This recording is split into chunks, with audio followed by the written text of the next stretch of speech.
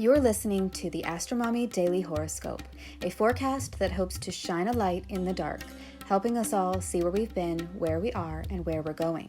Whether you're a first-time listener or a long-time subscriber, thanks for being here. I truly appreciate you being in the Astromommy community. I hope you enjoyed today's horoscope and card reading.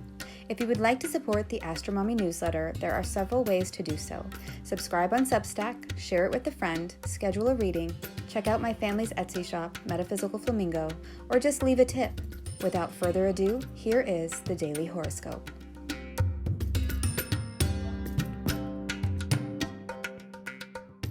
Mars trines Neptune, and Jupiter is so close to his entrance into Taurus. Daily Horoscope for Monday, May 15th, 2023. Good morning, friends. My summer reading special, the Hellenistic 5 Points reading, is on sale right now for donation only, which means you can pay $5 or $150. It's up to you. This is a quick 25 to 30 minute reading where we will go over your big three, your sun, moon, and rising sign, and the two most notable transits that you are in or that are coming up for you this year, using Hellenistic techniques. If you'd like to book a 5-point reading, please email me at astromommyastrology@gmail.com. That way we can schedule your reading via Zoom or over the phone. These readings will start in mid-June and go until mid-August 2023, so please reach out to me now to get a time slot that works best for you. Today we are going to focus just on Monday, and tomorrow I am posting a special horoscope for Jupiter's ingress into Taurus with horoscopes for all 12 signs. Okay, let's get into the astrology. Well, we have the Sun in Taurus today at 24 degrees, 5 degrees away from Uranus in Taurus, who is now at 19 degrees, so their conjunction is over.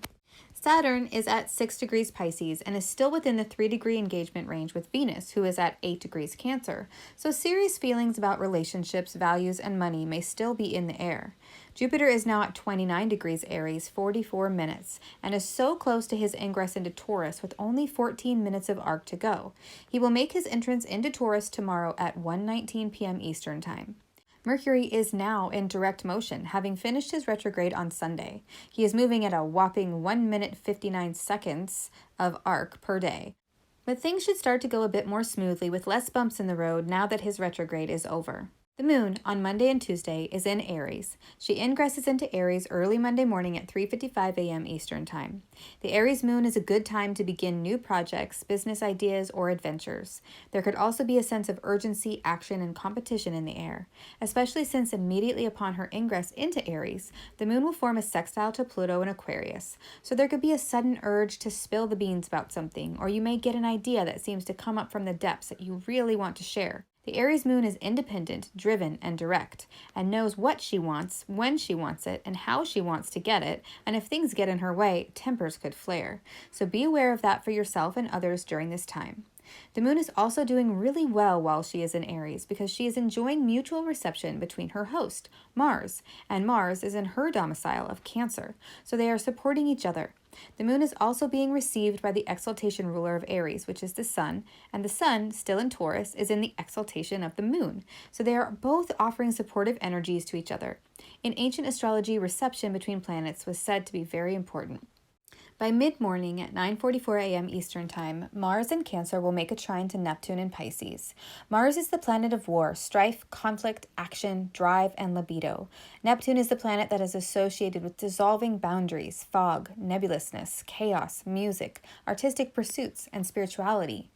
The two together in a harmonious trine could bring about inspired actions, idealistic charges, dreams that move one to take action, passionate music, long-distance travel, especially over oceans, and sexual encounters that feel otherworldly.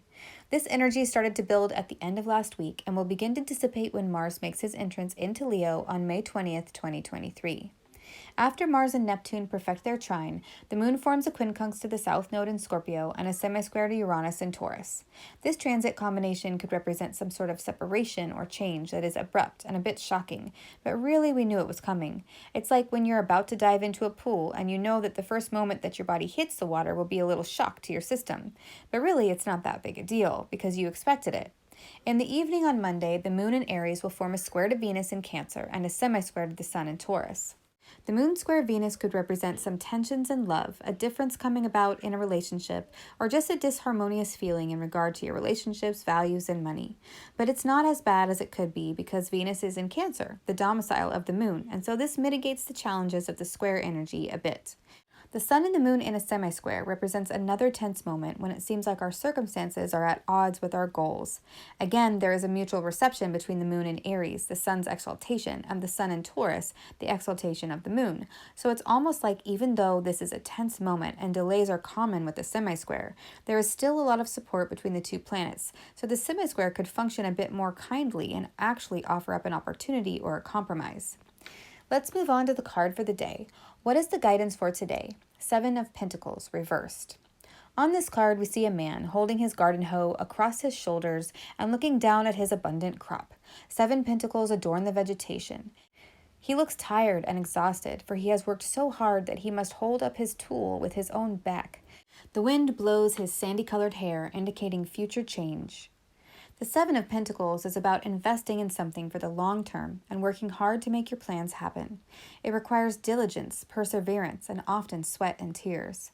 In the reverse position, the 7 of Pentacles means that what you have invested in needs to be reevaluated. If you are not getting the return that you had hoped for, it may be time to put your resources somewhere else so they are not wasted.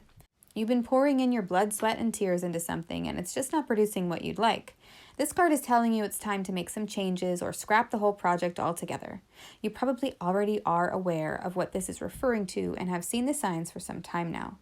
This card can also indicate that focused attention needs to be given so that your efforts are not scattered and for nothing.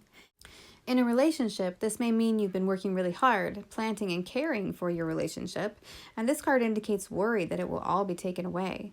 Or the relationship is not progressing the way you'd like, and it may not be worth your time, energy, and love. I would love to know what this card means to you, so please leave a comment. I hope this is helpful. Until tomorrow, Astro Mommy. Thank you for reading or listening to the Daily Horoscope. Quick links and resources can be found at the bottom of the newsletter. Today's card was pulled from the Ethereal Visions Illuminated Tarot, available on Amazon. If you seek knowledge and enlightenment, the Astronomy newsletter may be right for you.